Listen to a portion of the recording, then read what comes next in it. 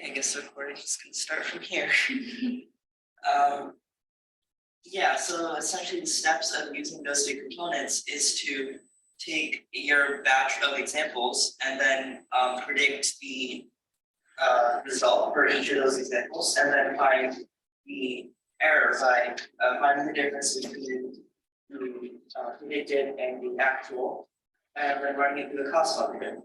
And then the optimizer will use that cost to adjust the parameters of the model, because it's the parameters of the model that allows it to make the predictions that it does.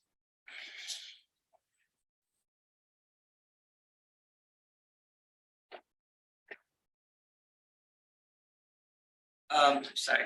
The last part would be evaluation, and this part is essentially just looking at the model that we made and then running another set of examples, which we section off at the very beginning, because we don't want the model to look at the examples that we use to test it while it's training, because otherwise it might just memorize those examples. So usually we section off like 20% of the original data, and we don't show it to the model until we're trying to test it.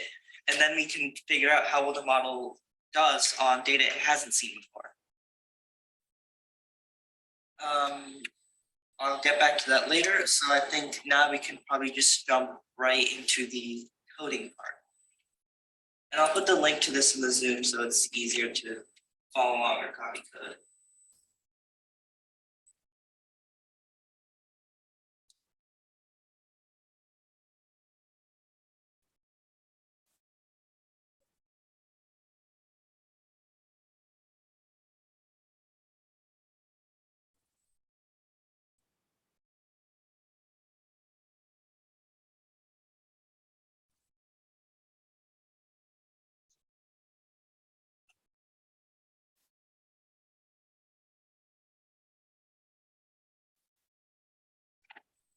And if you two go on Zoom, you can find that.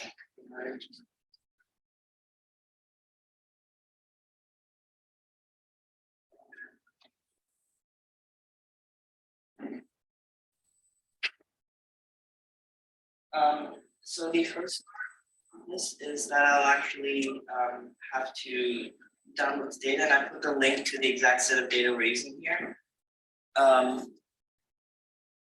It'll be here, and you just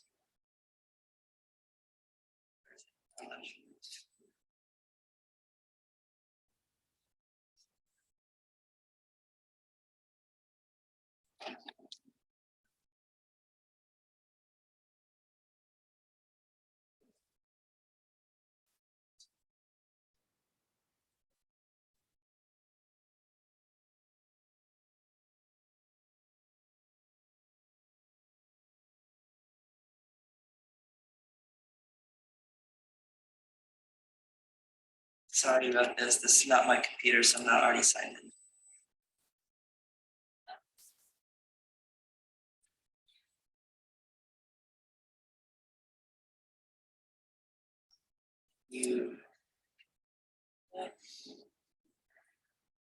And then when you're in Google Colab, if you press this button on the left side, you can upload whatever you want. This is the file we just downloaded from Kaggle, and once it's uploaded, we can look at it and use it.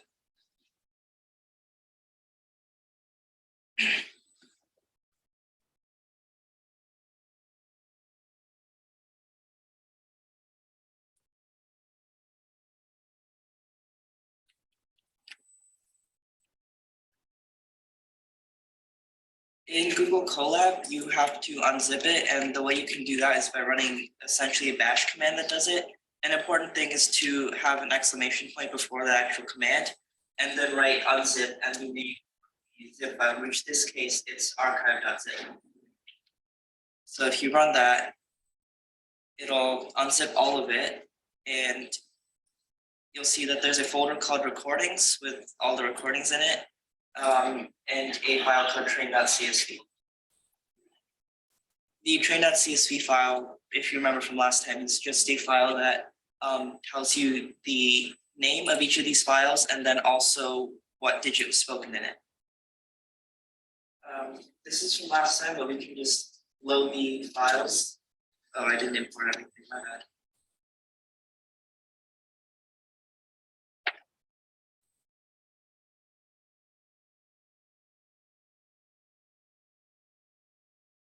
Okay, now we can open the file and look at it. Just the same stuff as last time, so I'll just go through it a little quickly.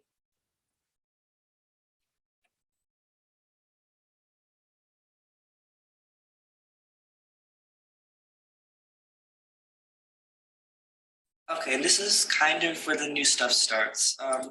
So I'll explain this later, but the first thing is to just create a global variable called audio length and just give it a value of 15. And again, I'll explain why that is the case in a moment. And these are two helper functions that serve an important purpose. So last time when we made the data set that looked like this, in the get item function, we had a bit of code that would load the audio file just like we did all the way up here. So essentially all I did there was just move it to its own helper function called load audio, where you just give it the name of the file and it will find the correct audio file and just load it and then return the spectrogram of that file. Again, it's basically just whatever we tried up here. This trim and pad is actually new and it was not in the original workshop from last time, so I'll explain what it does. So essentially, one problem is that a lot of these audio files are not the same length, but when you're dealing with matrices and neural networks, you have to make sure that all of your inputs are the exact same shape and size. So what this does is that it takes any given audio spectrogram, and then if on the x-axis it's shorter than 15, it'll just fill in the rest with zeros until it is of size 15. And if it's too long, it'll just chop out whatever is past the length of 15. 15 is kind of an arbitrary choice. The reason I picked it is just because I looked through a couple of these spectrograms and noticed that 15 was a good number that wouldn't cut off too much on most of them, but also wouldn't just be adding a ton of zeros at the end, because that would just waste a lot of energy and it wouldn't serve a purpose. I guess to kind of preview that process, it is possible for me to show you what some of these files look like, and then it's kind of easy to understand that rationale.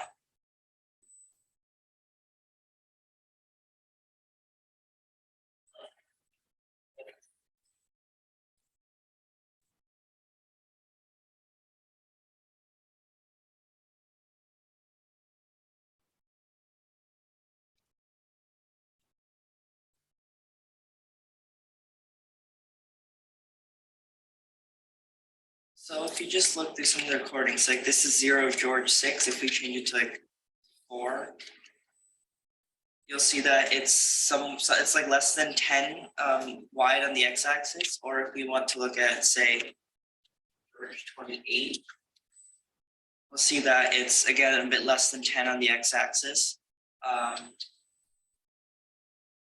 We look at like Jackson.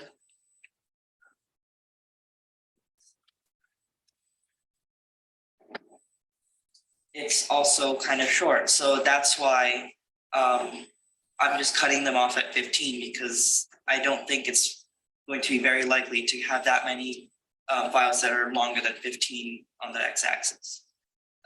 So that's what the trim and pad function does, and that's what the load audio function does. And yeah, so that's basically a recap of all of the actual data loading part. Are there any questions here?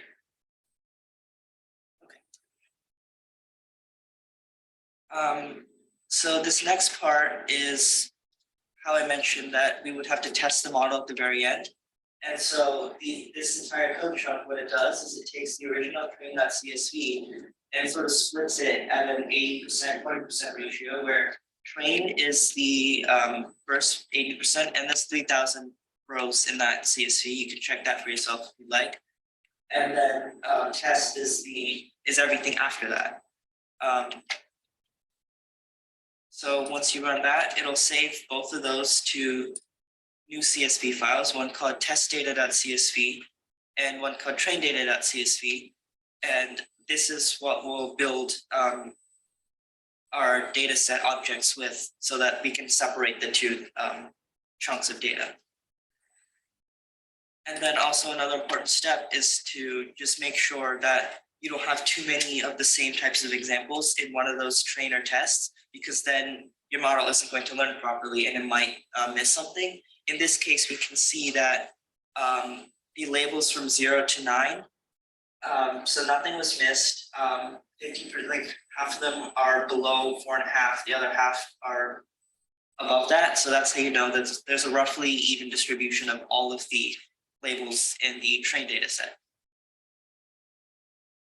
This is the same thing from last time, the audio data set. It just takes in the name of whatever CSV file you want it to read from. In this case, we'll be building a train data set object using the section of train data.csv information. And we'll also have a test data set that's made the same way.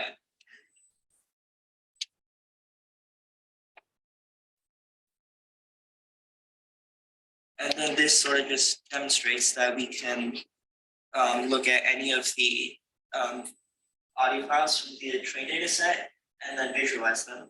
And as you can see, there's a lot of blank space at the second half of this spectrogram, and that's because of how we padded all of the audio files to go up to a length of 15.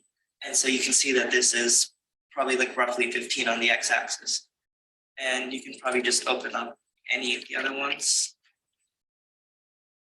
And yeah, same thing. Maybe 15 was actually too big of a number, but I don't think it would cause too much harm. Yeah, 15 is probably too big, but that's sort of the general idea. Maybe if you picked a smaller number, it would be a bit better. So that's sort of how all that works. And then the next part is the data loader. And this is the part that takes a data set and then returns batches from that data set. In this case, I picked 5 for the batch number. This is also kind of arbitrary. There is some evidence that it can affect how well a model trains. And you definitely don't want to take an excessively large batch or a too small batch either. So I can use it later. So I just picked 5 because I think it's a reasonable number. And so when you use the data train loader,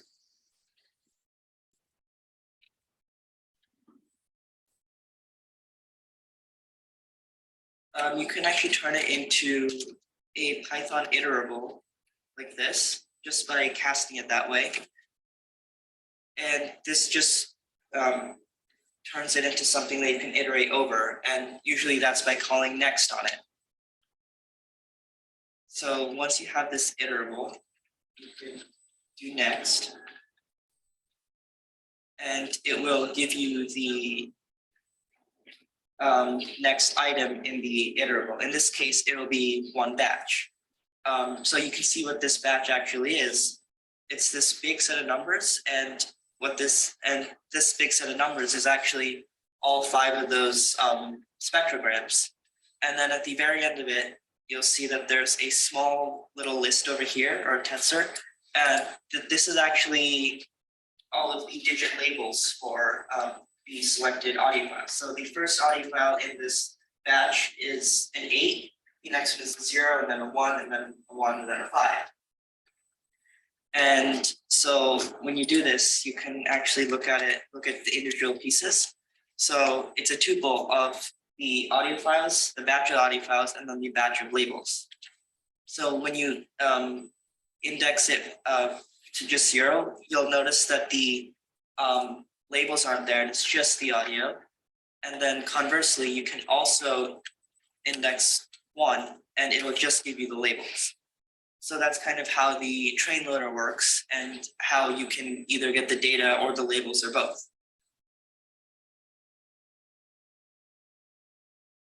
This, I just know works. I'm not going to explain why, because essentially these warnings are annoying and this gets rid of them. That's all.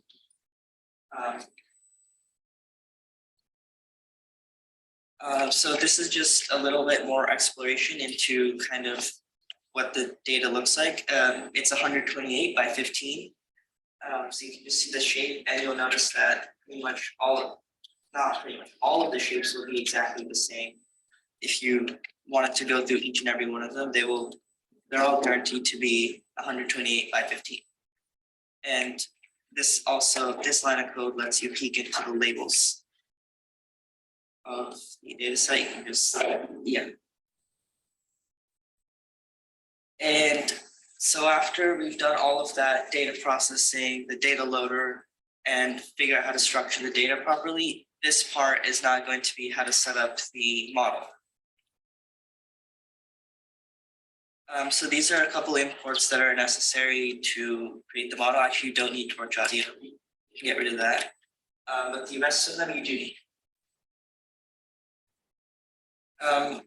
If you're doing this on some advanced GPU, like we will call that, then this is useful. Just doing this will allow you to switch your device to using GPU, which makes it run much faster. It's not strictly necessary, but if you have the ability to do it, then you should probably do it. This is a list of all of the possible labels that you could get, and what this does, actually, I don't think it's necessary. This is actually not necessary to ignore that. This is essentially the big meat of what we're doing today. This chunk of code is basically the entire convolutional neural network and all of the individual layers in it. So I'll just explain it piece by piece. So it's a class that inherits this torch.nn module, and this just lets it inherit a bunch of helpful functions and other features from that class in torch. And the way you set this up is you have a constructor that doesn't take in anything. I mean, it can, but the way this is designed, it doesn't have to. You call the constructor on its superclass, and then you can set up this. I think is technically optional, but it's always good practice to just set up the dummy layers here. So you have this self.convolution1, a self.convolution2, 3, and a 4. And these are the 4 convolutional layers that will be used in this network. And then after that, there is a layer called flat. I'll explain that too.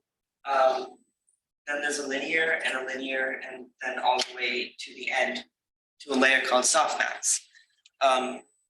So the convolution layers, how these are set up is that they're set up in 4 parts.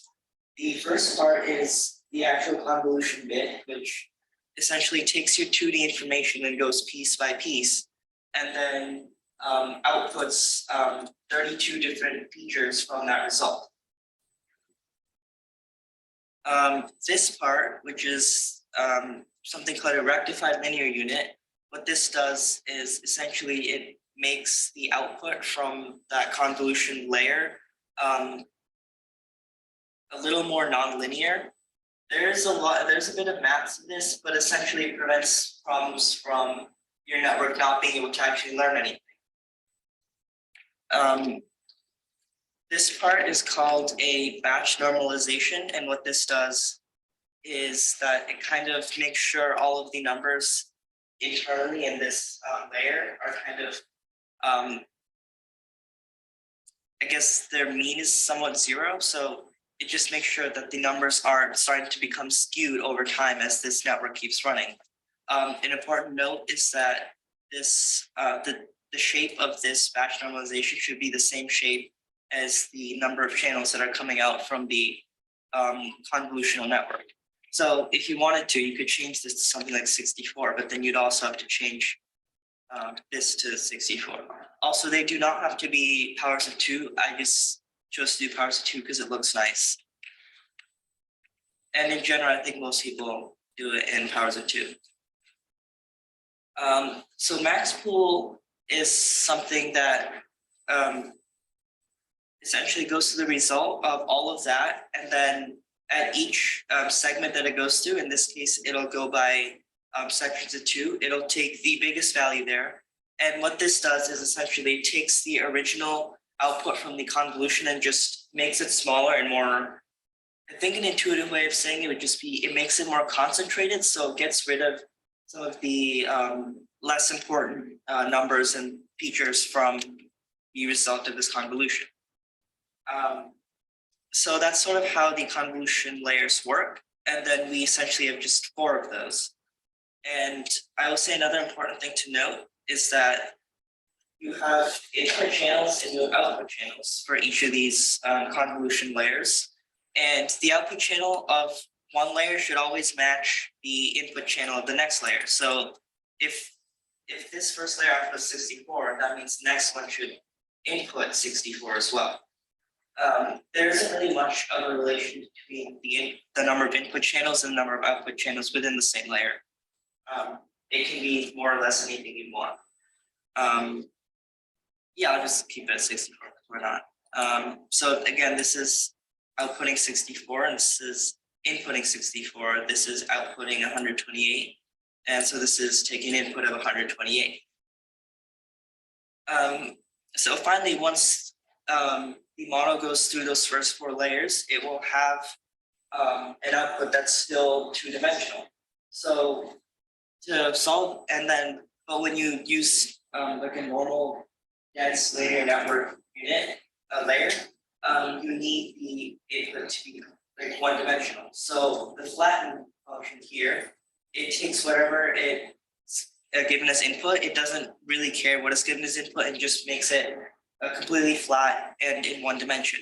This allows it to send whatever it outputs to a normal dense neural network layer, which is denoted by linear.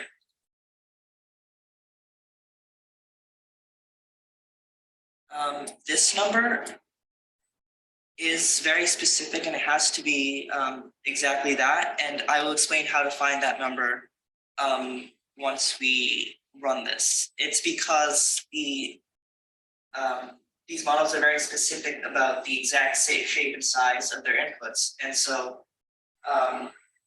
we know that the output of the flattened layer is exactly this much. And that's why the input length of this first linear layer is exactly that. And I will also show how to find that number.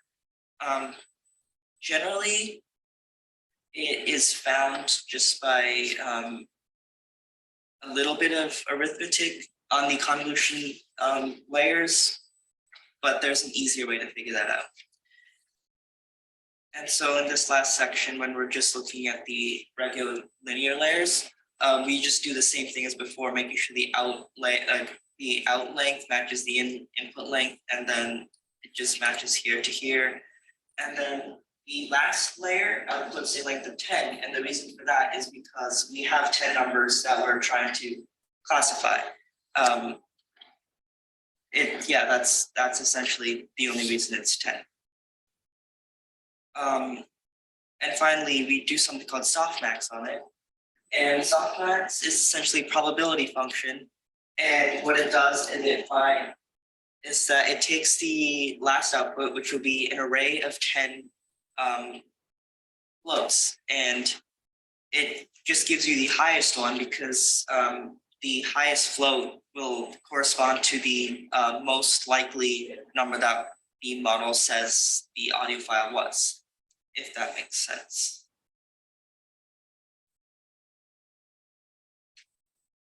So are there any questions about any of that?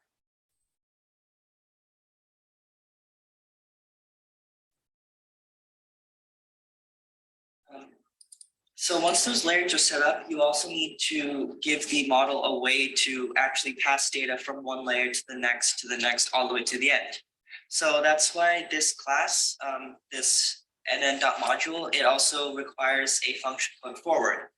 And what the forward function does is it takes your input data and then it puts it into the very first layer you define. In this case, it's conv1, which we defined up here in the constructor class. And then it takes the result of that and stores it to a variable x. And actually, this is done in a completely functional way rather than an imperative way. So you could theoretically, if you wanted to, take all of this and put it right here, and it would give you the same result. It's like a nested function, but for readability's sake, generally we do it this way, where we save it to a variable and then put this x into here. This is kind of a less readable way of doing it, so I think a better way is to call this like x1, and then this is x1, this is x2, x2, and that's the general gist of how the data gets passed from one layer to the next,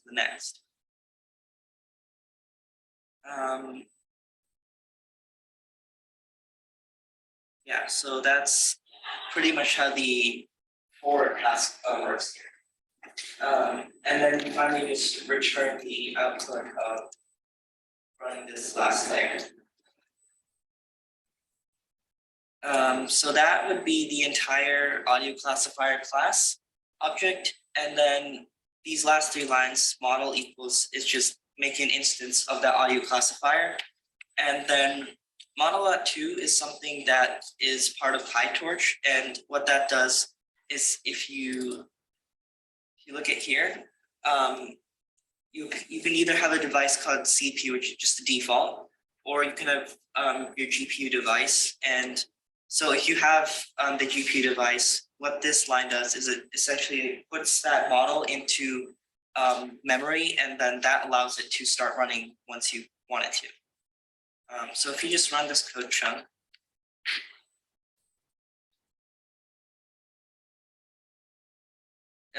it gives us all this output that tells us what our model looks like and how it's structured. It's essentially very similar to how the code was written.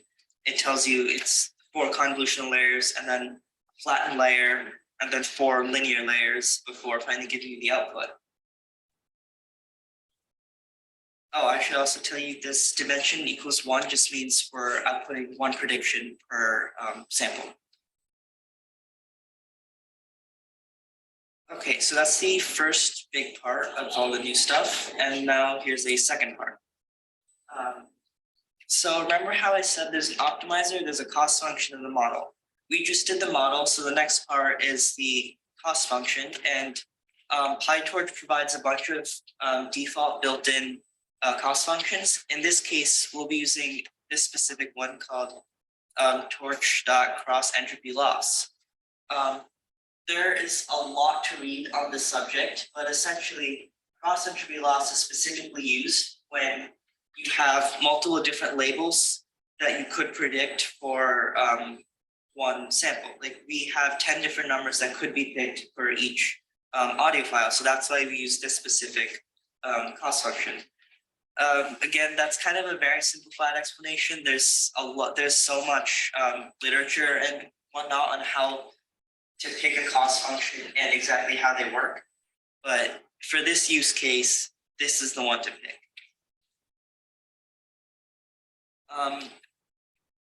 The next part is to create the optimizer, and this is the bit of calculus that takes the cost that you currently have and then figures out how to change the model to reduce that cost. This is also much more math than I'd be able to explain, but you don't have to know that math because PyTorch does that math for you. You also notice that it takes in a parameter called learning rate, and that learning rate is actually kind of exactly what it sounds like. It's sort of how fast, like if you imagine that this entire model is a very complex curve or a function, then you have to kind of decide for each step how far down that function are you actually going to go. So what the learning rate does is it kind of determines how far you're going to go. Usually, a number from like this, I think, is maybe slightly on the higher end to a number like even as small as like this many zeros and a 1. There's actually a lot of drawbacks and advantages to choosing a specific kind of number. So when you pick a very large learning rate, you'll obviously like maybe converge on the result much faster. But another flaw with that is that sometimes you might overshoot the answer and then end up with your model being completely incorrect and it'll just blow up in your face. A smaller learning rate is generally much more stable, but sometimes, first of all, it'll take too long to get to the answer. Second of all, sometimes it can actually get stuck and not end up at the right answer ever. A way to kind of picture that is if you have a curve that's a little bit hilly, you might get stuck at like a local minimum and you can't find like the actual correct answer. That's honestly much better explained by visuals and not me, but that's sort of mostly how that works. It's just how fast will it learn? I'm going to just increase it because I think that number is too small. Also, I'm going to add that it's definitely subjective and a lot of the next part of this workshop series might be like trying to figure out what's the best learning rate because that can very easily change your results. So this is our training function, and then we have a testing function that's kind of similar. The training function takes in, by the way, this is also not specific to PyTorch. This is just how I chose to do it. The most important part is the stuff here, but this just kind of wraps it up in a nice, easy to use formula. So this function takes in the data loader, it takes in the model, it takes in the loss, which is the cost function. I guess actually I'll leave it the way it is. And optimizer is the optimizer. So in PyTorch, the first thing you do before you train a model is just call model.train. And this just sets up the model internally for training. It does a lot of things in the background, but all you need to know is that it lets the model know that it's going to be trained. The size is just the length of whatever's in the data set. So it's just data loader.dataset, and you just call length on it. And then this is the important part. So this for loop takes in the data loader that we gave it and calls enumerate on it. And in Python, what this does is if you have something that can be iterated over, it will return first an index, which in this case is batch, and it'll also return whatever the actual data in that iterable is. In this case, it would be the audio part, which is X, and the label part, which is Y, if you remember that from when we played around with the data loader.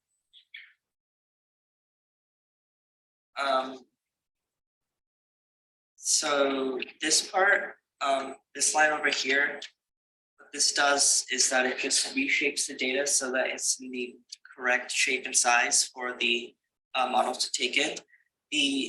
So the 128,15, that's just the size of each of the spectrum layers. If you remember why I picked 15 and all of that. This one over here actually corresponds to this input channel 1 at the very beginning. The reason for this is that convolutional networks are often used for images, and an RGB image would have 3 channels. So it would have like a blue layer, a green layer, and a red layer. In this case, we don't have that. We just have a simple two-dimensional image with just one channel. So that's why we give it a 1 here. And this -1 actually just means let PyTorch figure out whatever that first number should be. Because depending on your batch size, whatever, that could be a different number every time. So you just let PyTorch figure it out. It's these last 3 numbers that are the most important.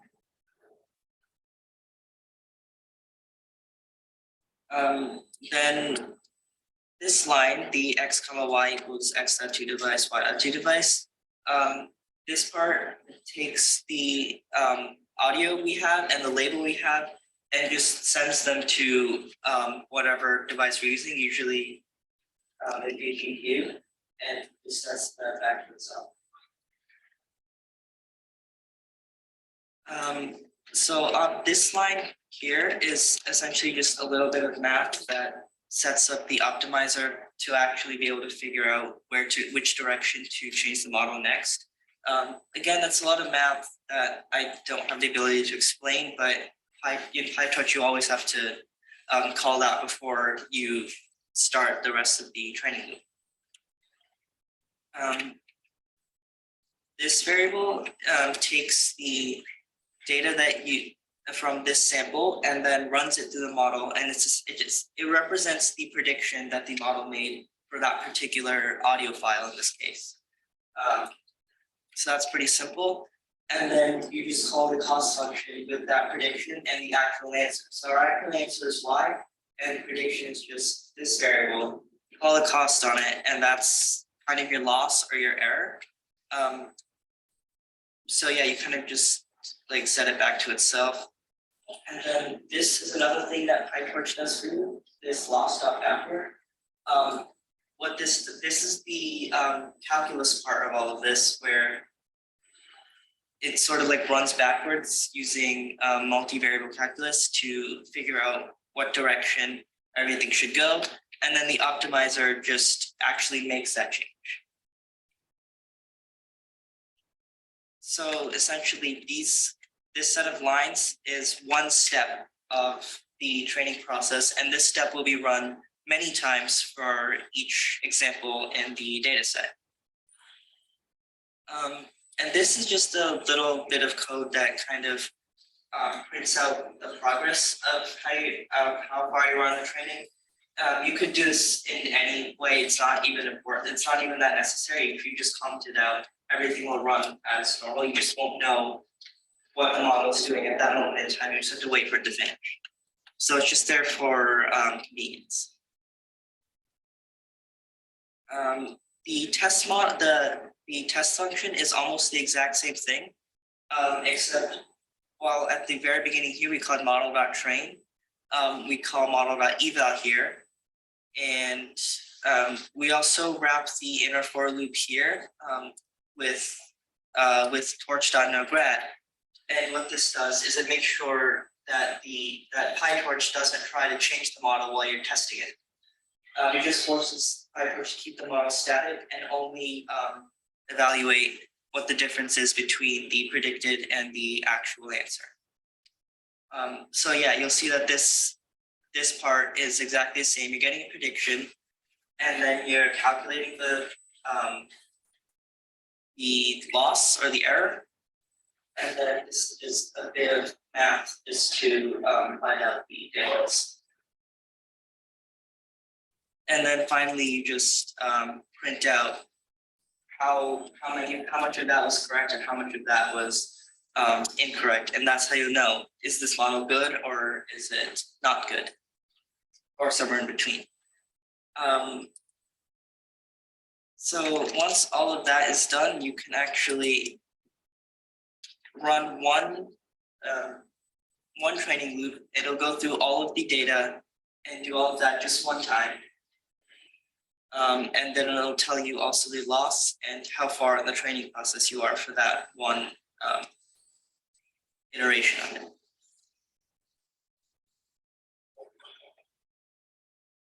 I'll just let that finish.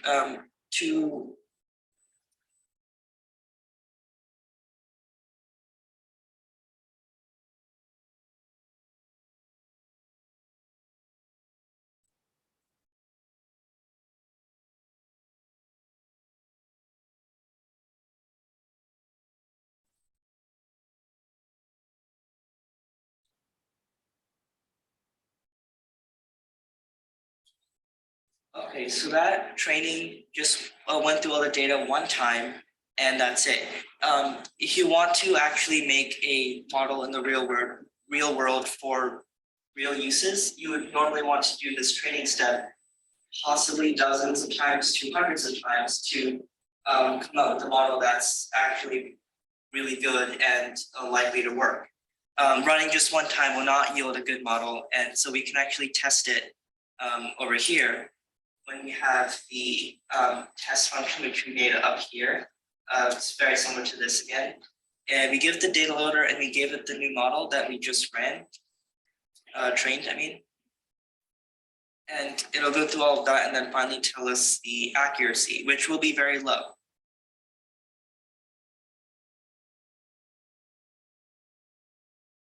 Okay, that's not as low as I was expecting, which is weird. Yeah, so it seems like in 60% of the cases, it managed to guess the correct digit, which is a lot better than random guessing, because random guessing would be 1 out of 10. So that's essentially the starting point for trying to figure out how can we make this model go up to, say, like 80 or 90% accuracy.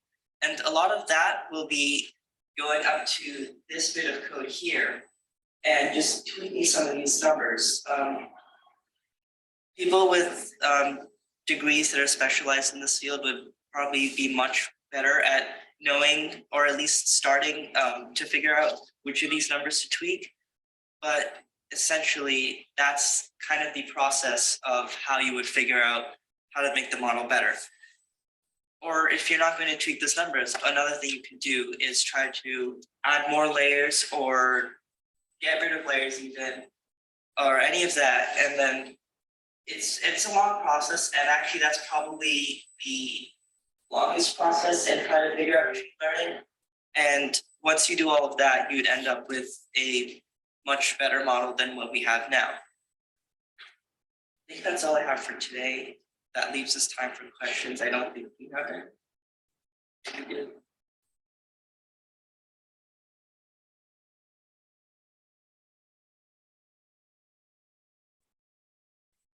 Okay, I guess that's all for today then.